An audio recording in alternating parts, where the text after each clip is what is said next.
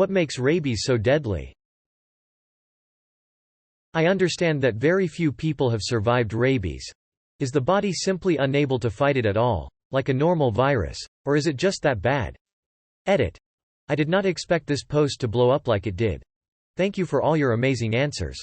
I don't know a lot about anything on this topic, but it still fascinates me, so I really appreciate all the great responses. So basically rabies travels into the spinal column and up into the brain, where it then multiplies. Once this multiplication has begun, it can't be stopped, so eventually the person just succumbs to the neurological degeneration. The brain gets so messed up it can't maintain regular bodily functions and such. What makes it so bad is the viral replication in the brain that can't be treated. It's deadly for a few reasons. Firstly, the virus goes through muscle tissue and then travels through the central nervous system. The CNS is called immune privileged in that it is essentially hidden from your own immune system.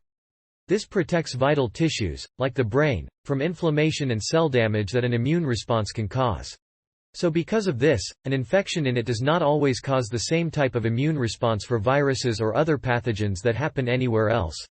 The brain has its own version of our immune system to combat foreign particles but less robust. Secondly, the symptoms of infection before it reaches the CNS vary wildly, from flu-like, or mild pain in the muscle, or fatigue, or even none at all. So there is very few telltale signs of an early rabies-specific infection. Thirdly, the viral load before it reaches the brain is so low it is extremely difficult to test for unless the doctors know exactly where to be looking and with sensitive enough tests. So even if it is being looked for, it may easily evade testing for early infections.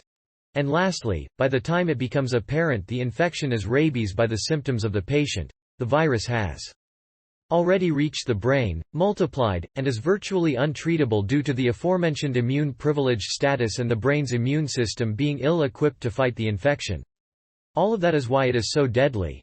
It's extremely difficult to check for when it is treatable and almost impossible to treat when it's in the final stages.